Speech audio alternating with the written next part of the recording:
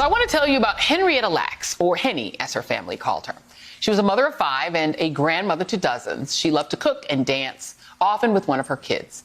According to her family, she was a beautiful Black woman full of style and grace and was the emotional touchstone for her family.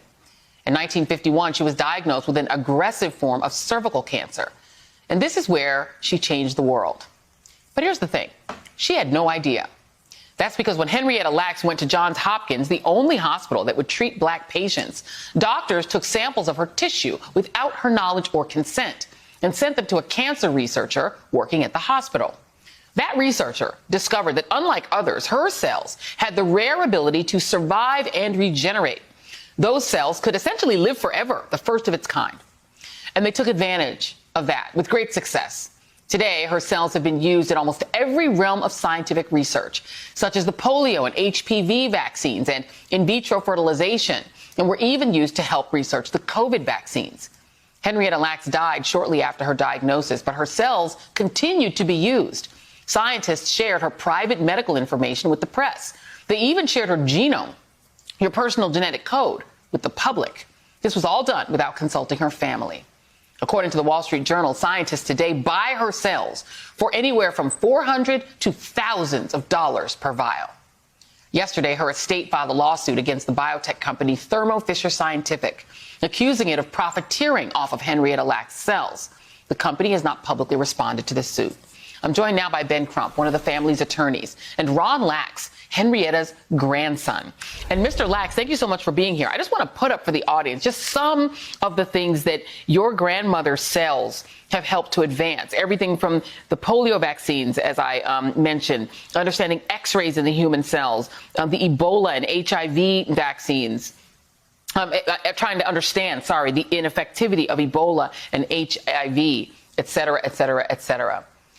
When did your family find out that your grandmother was the source of all of those scientific miracles? Thank you, Joy, for having me. It's a pleasure. Decades. Yeah. My mother was the one that found out and threw it by accident. She was having lunch with a friend of hers down the street. And the professor that was coming to lunch, her neighbor introduced her as Barbette Lacks, and he told her, we're working with someone named Henrietta Lacks, and she told him that's my mother-in-law, and that's how we found out.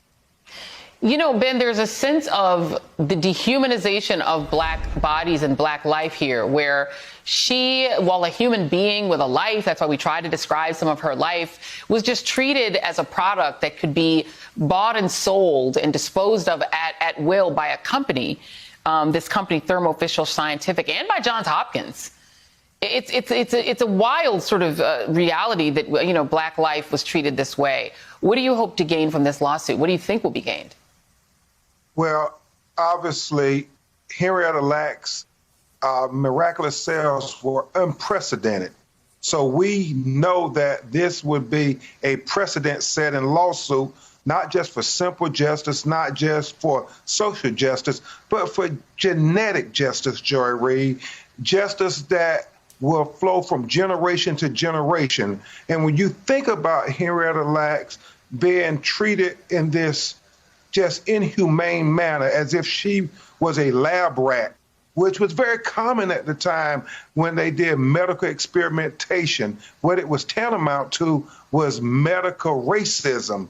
But through all that evil, we have this miraculous discovery of this Black woman whose cells have become the cornerstone of modern medicine. And every pharmaceutical corporation in the world has made billions and billions of dollars, yet her family has not made one red cent. And what we're saying in this lawsuit, they have the right to define her legacy, to benefit from her legacy, and to pass her legacy on to their generations of children yet unborn, because her life mattered.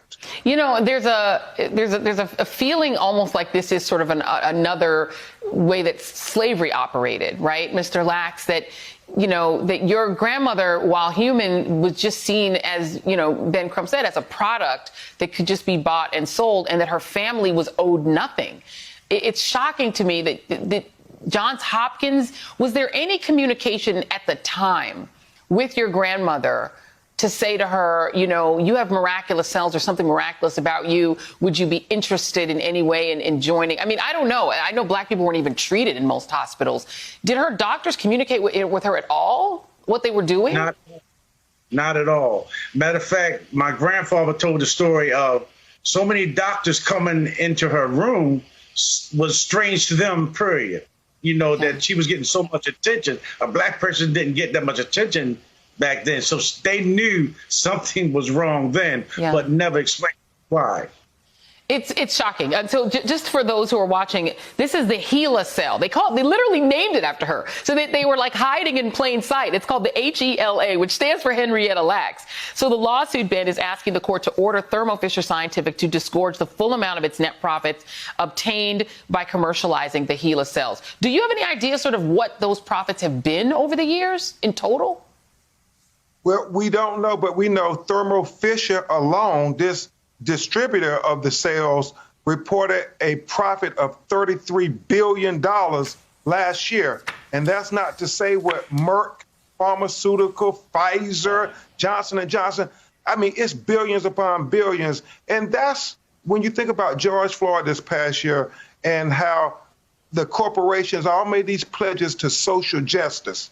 Well, a lot of them were pharmaceutical companies as well. So if you want to honor that pledge, well, do right finally by Henrietta Lacks.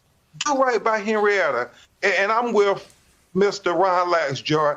You are the perfect person to talk about this because you've always been an outspoken advocate for Black women to get their recognition because so often they're disrespected, and never has that been more abundantly clear than with Henrietta Lacks. Say her name. Amen. Say her name. They didn't have it on plain sight. They changed the name to Helen Lawson and Helen Lane. They tried it. They tried it. And you wonder why Black people don't trust the medical establishment and why we have to beg and plead with people to get vaccinated. They don't trust the system. These are the reasons that people don't trust it. There is a real reason people don't have trust. Ben Crump, thank you so much for doing what you do. Ron Lacks. Show your book. Show your book. Absolutely. Show your book. There you go. The Untold Story right there. All right. Henrietta Lacks, The Untold Story. Definitely. Y'all pick that up. Ben Crump and Ron Lacks, thank you both very much.